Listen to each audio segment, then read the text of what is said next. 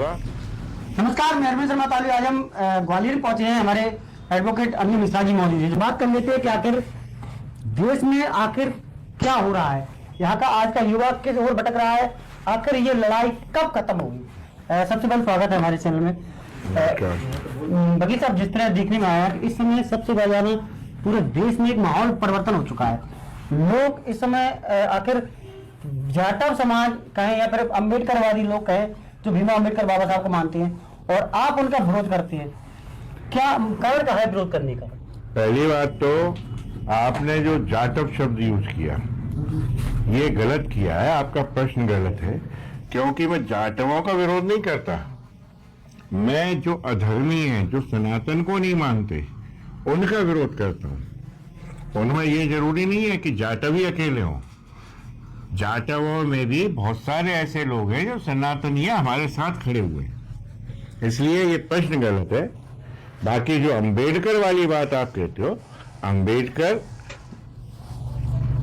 सकपाल जो थे, बाबा भीमाराव सकपाल, उनके गुरु थे, ब्राह्मण थे, उधार का नाम था, हमने वापस ले लिया, तो उसमें क्या दिक्कत है? हर क्या कोई नहीं। अब हम और पूरा भारत बाबा भीमाराव सकपाल ही बोलेगा, कोई अंबेडकर का नाम नहीं लेगा। हम इतने बड़े महान व्यक्तित्व के गुरु का नाम क्यों लें, जिसने कि उनको जो शिक्षा दी वो भी पूरी नहीं ले पाए। वो 37% से मैट्रिकुलेशन किया था उस आदमी ने, तो सोच लीजिए उसकी क्वालिटी क्या होगी। बाकी और कौन सा प्रश्न है आपका, वो बताइए। दूसरा सवाल ये कि जिस तरह आपने बाबा राव भीमराव अम्बेडकर जो शब्द है, उनका नाम है, आप बता दें किराए पे लिए वो नाम है, आपको वो ब्राह्मणों ने जो नाम दिया था, अब वो आपको वापस लेने से बाबा भीमराव अम्बेडकर से क्या दोष है? मैं आपसे ये पूछना चाहता हूँ, आप बारंबार एक अच्छे नाम को क्यों खराब करना चाहते हैं? अंबेडकर एक ब्राह्मणों का दिया हुआ नाम है, बहुत अच्छा नाम है, उसको क्यों खराब करना चाहते हैं? अरे आपको या उन लोगों को जो हमारे उधारी के नाम को लेके जिंदा है, वो सकपाल कहने में क्या आपत्ति है? उनका ओरिजिनल नाम क्यों नहीं ले सकते वो लोग? हम भी ओरिजिनल लेंगे, वो भी ओरिजिनल लें। उधारी के नाम कब तक चलाओगे? कोई नाम नहीं चलेगा उधारी का। वो बाबा भीमाराव सकपाल हैं, भविष्य में वो बाबा भीमाराव सकपाल कहलाएंगे। इधर चंद्रशेखर रावण ग्वालियर में 1 तारीख को आने वाला है, अब आप उसका विरोध कर रहे हैं।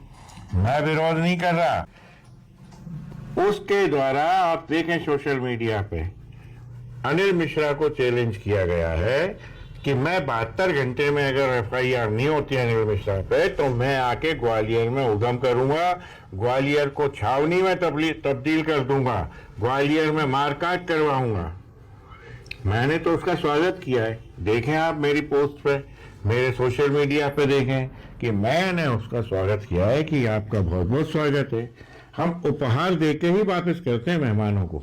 आए तो मेहमान, हम उनका बेसब्री से इंतजार करेंगे और आज भी कर रहे हैं। वो क्षण कब आएगा जब हमारे ग्वालियर में जो एक प्रतिष्ठित नामी ग्रामी नगर है, क्रांतिकारियों का नगर है, उस नगर में इस तरह के एक व्यक्तित्व के पैर ग्वालियर में पड़े।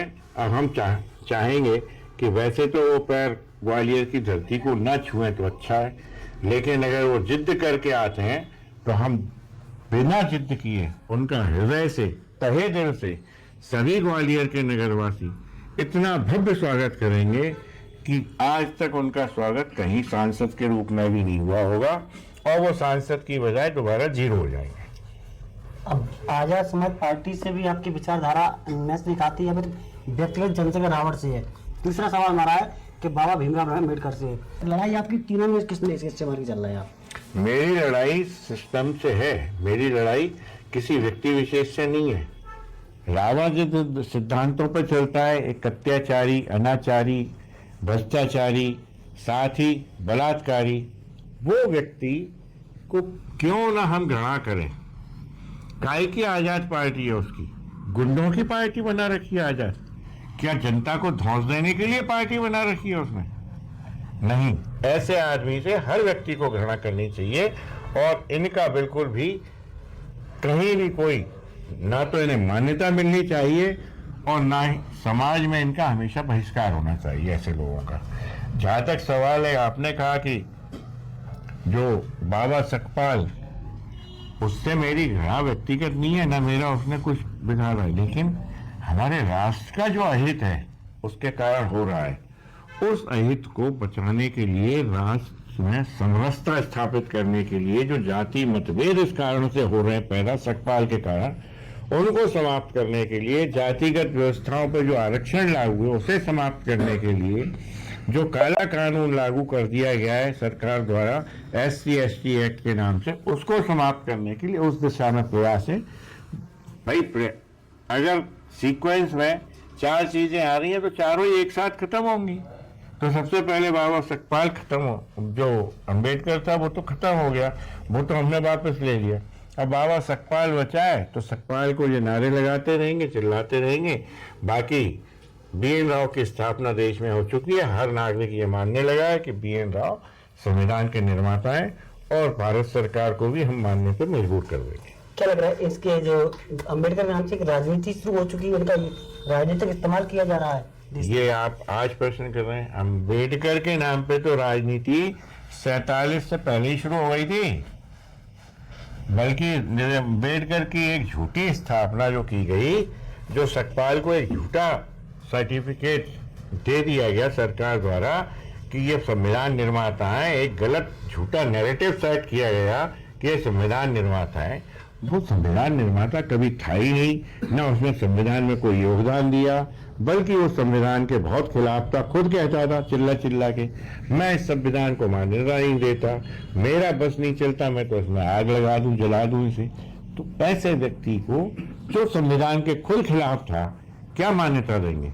संविधान निर्माता जो है, हम उनका तहे दिल से, हृदय से स्वागत करते हैं। और आने वाली 26 फरवरी को जो उनका बर्थडे है, उनका जन्म दिवस है, वो इस पूरे भारतवर्ष में बहुत अच्छे रूप में, एक स्थापित रूप में मनाया जाएगा। पहले तो आपने भीमराव अम्बेडकर का बदले BN राव लेकर आए। यार ये बार बार अम्बेडकर पर प्रश्न मत करा करो।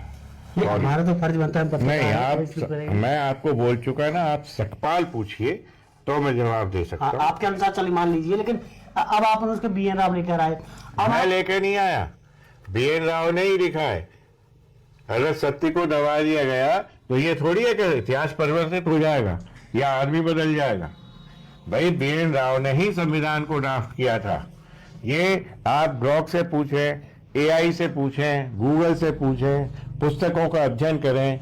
जो राजनीतिक दल के नेता हैं, बड़े बड़े मिनिस्टर रहे लाइक जसवंत सिंह और भी हैं, उनके द्वारा पुस्तकों में भी इसे लिखा गया कि संविधान निर्माता BN राव है।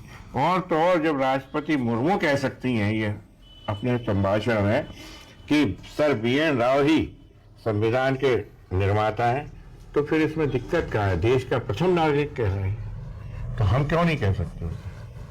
दूसरा, अब आपने जैसे उधर उन्होंने मनुस्मृति का वो विरोध करते हैं, आपने इनके अम्बेडकर का पुतला दहन करने लगी, तो इनसे दोनों समाज में विवाद बढ़ रहा है। यही तो दिक्कत है आपकी। हाँ, अम्बेडकर का पुतला क्यों जलाएंगे यार? हम अपने व्यक्ति का पुतला क्यों जलाएंगे? हम पुतला जला रहे हैं बाबा सकपाल का।